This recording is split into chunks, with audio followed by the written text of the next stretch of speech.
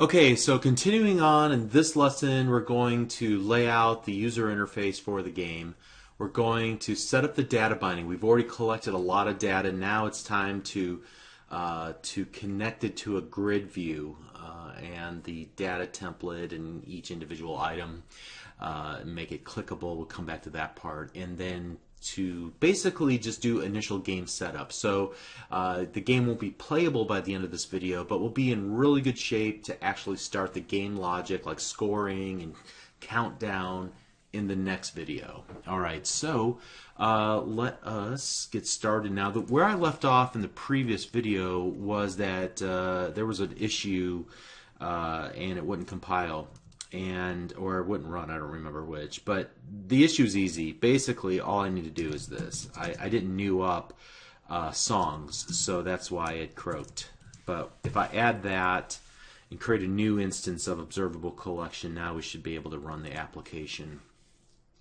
And while we won't see much behind the scenes, it should be going out and grabbing all of the files, and grabbing off all the metadata and then creating new instances of the song class and making those available to the rest of our app. Again, not a whole lot going on here, unfortunately, but behind the scenes there's a lot happening. Okay, but it's time to kind of rectify that. And so to get started with this, I'm going to open up mainpage.xaml, and we're going to start laying out the pieces that we're going to need for this app. And so I'm going to start off by adding two rows. So there's going to be a first row definition that will just be, I think it's just going to house the countdown bar. We'll make it 100, and then the other row definition will just be for the remainder of that space. Okay, and then we're going to add a stack panel, and this is going to be that first row where we're going to add a progress bar. And I'm going to go ahead and give it a name because we're going to need to reference it programmatically. So name equals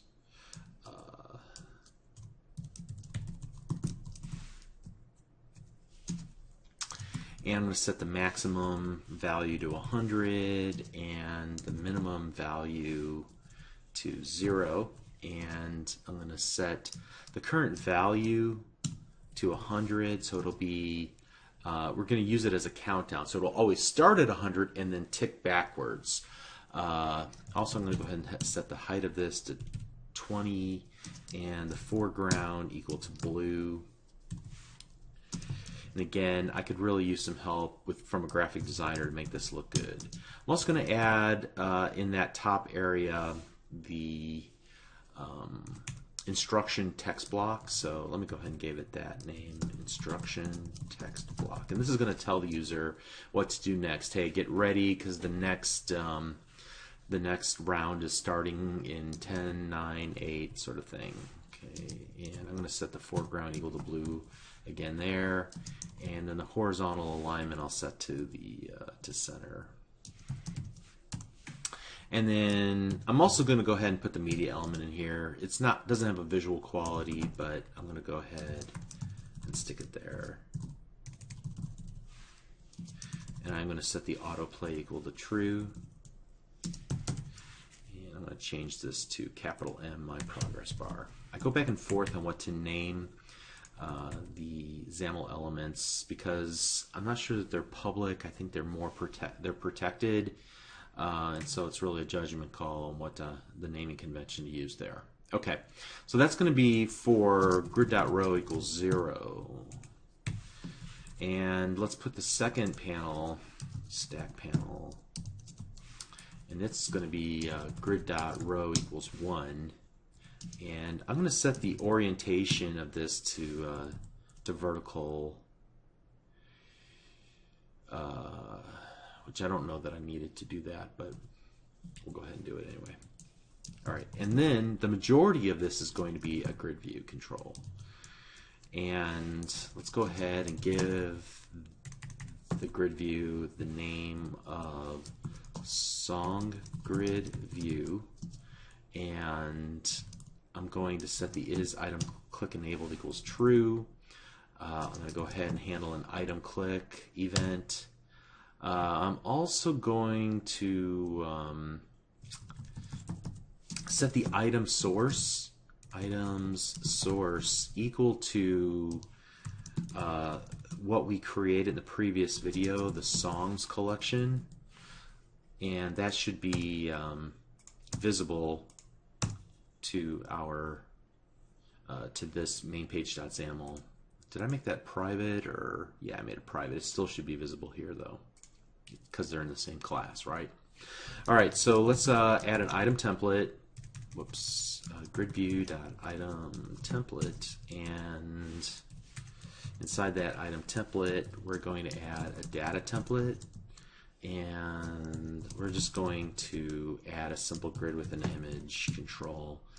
Call this my image. I should probably call this album art.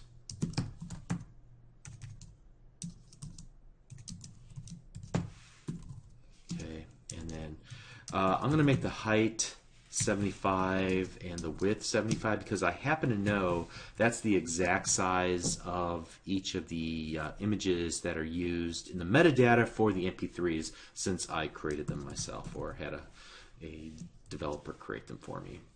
All right, and I know that I'm going to bind bind to a property of songs called album cover. Let me double check that just to make sure that is in fact the name. Yeah, album cover is the name of the property I want to bind to. So let me go ahead and do that, like so. All right, and that should pretty much do it for the grid view itself. We'll come back and obviously have a lot to do there. But then I need a few text blocks to display things. So there's going to be one called the result text block. That'll tell you if you got the answer right or wrong. There will be another text block called the title text block. This will show you what the correct song title was, in case you missed it. There will be an artist text block that will display the correct artist, and then there will be a album text block to tell you the album that the song that was playing was performed on. Okay, and then I know I'm going to want another button in case you want to play again, so I'm going to call this play again button, and the content will be play again. I'll make the background of this red, and the horizontal alignment will just be in the center there. And I'm going to set the visibility initially to collapsed, because I don't want to see it until we get into that state where the game is over and I want to ask, hey, do you want to try it again? And at which point then we'll allow that to happen. So let me also add a clicked event here, and that should take care of that. And get rid of the button click, but I'm going to need somewhere to put all of that code in the button click. So I think what I'll do is actually put that in a page load event. So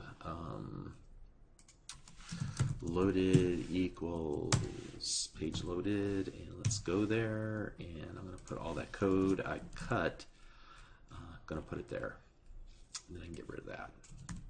Okay. Oh yeah, and then there's one last thing that I want to do here as well. I have two rows. The second row will obviously take up the majority of the space there. What I want to do is we've already got a stack panel inside that row 1, so the second row, and I'm going to add another grid, and I'm going to set its grid.row equal to 1. So it's going to sit in the same in the same row and cell actually as the stack panel that I just created. And all this is going to have is just a progress bar, or actually, sorry, a progress ring. And I'm going to call this startup progress ring. And I'm going to set the horizontal alignment equals center and the vertical alignment equals center. And let's set the width equal to something nice and big, like 200, and the height equals 200, like that. Actually, that might be a little too big. Let's put that back to that, and then let's go foreground. We'll say gray. Good. Let me put all that on separate lines so it's easier to read. And the idea here is that since it's going to take some time to go through your entire music collection as you start up the app, I want to display the progress ring, and then when it's finished with that operation, then I'll hide the progress ring. Okay. All right, so that should do it for the layout, basic layout. We may have to come and tweak a few things, margins and things of that nature, but I think we're pretty much in good shape to go. So what I want to do is let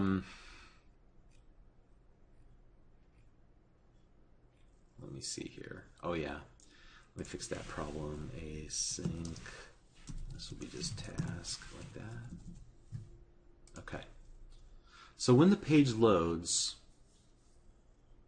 we're going to do some of these things here. In fact, now that I think about it a little bit, I might want to take some of the stuff and put it into its own helper method. So let's go private, and I'm guessing I'm going to have to make this async task called setup music list, and I'm going to go ahead and grab off. I think I'm just going to perform just these steps right here. And actually, I think I'm going to have it return all songs. So return all songs like that. So we'll go async, and we'll make this a task that will return all songs. And all songs is an observable collection of storage file. So that will set up the music list. I feel good about that. And we'll do something like this. Are all files, or let's call all songs, right? All songs equals setup music list, and we'll await that. Okay, that should work.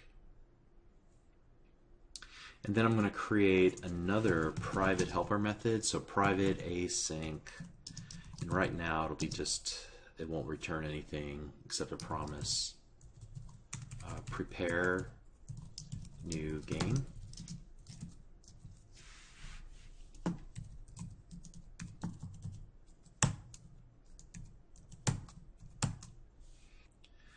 And I guess I'm going to pluck off some of this stuff here.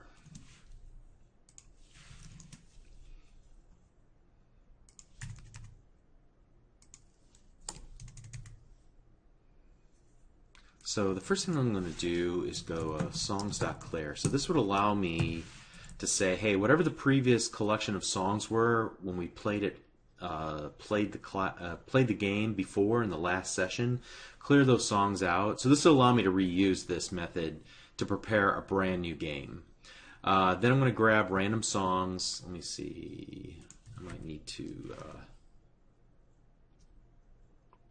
grab that as well. Actually, I don't want to do that. Let me think about this for a minute.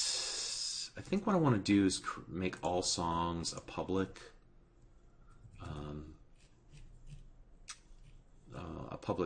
collection like this, or rather public to the class. So observable collection of storage file called all files, like that.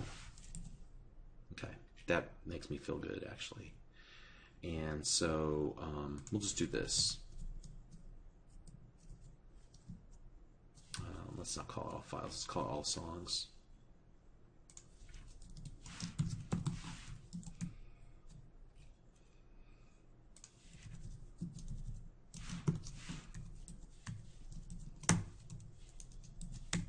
And then here we'll just use all songs. Because we only really need to get those songs one time, but every time we want to play a new game, we can just reuse that list of songs. Okay, so that's kind of my thought process there. All right, probably we'll need to do some other things, like some other state management here, and we'll get to that later. So back to page loaded. Okay, I do all that to do this. I'm going to go startup progress ring dot is active equals true. Then I'm going to set up the music list, and then I'm going to await prepare new game, and then I'm going to call startup progress ring dot is active equals false. Great. Let's see if this actually works.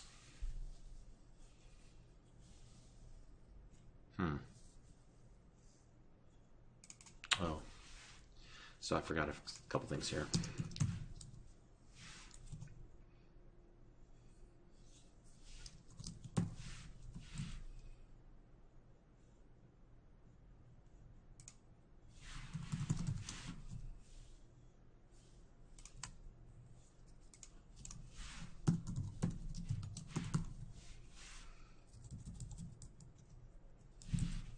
All right, let's see if this will even build.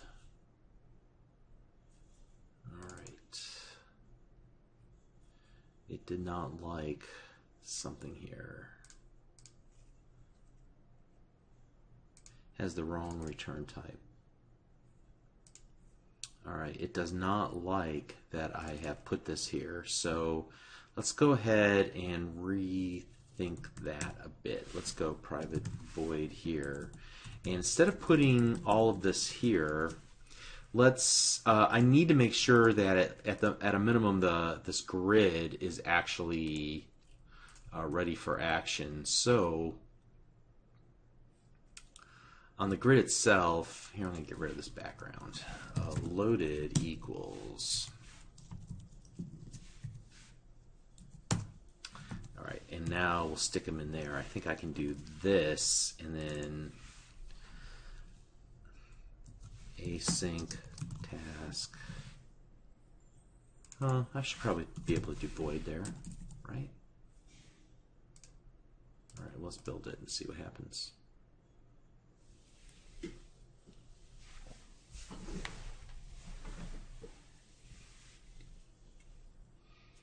All right, so build went well. Oh my goodness, it worked. Look at that. How cool is that? All right, so we were able to data bind. Got some margin issues here at the top, and this doesn't do anything when we click on these items. Okay, but we're in really good shape here. I'm almost thinking that that's all I really wanted to accomplish. Let me add around this. Let's go margin 20, 20, 20, 20. That should help that. Oh, did you notice the little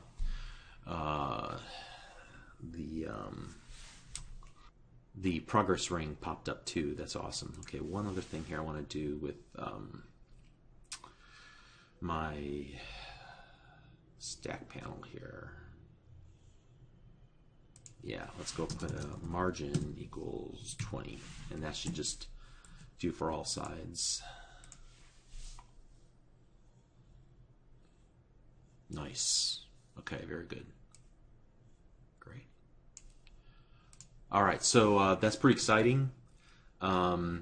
we made a lot of progress here in a short amount of time. So I'm going to go ahead and stop right here, and we'll pick it back up in the next lesson.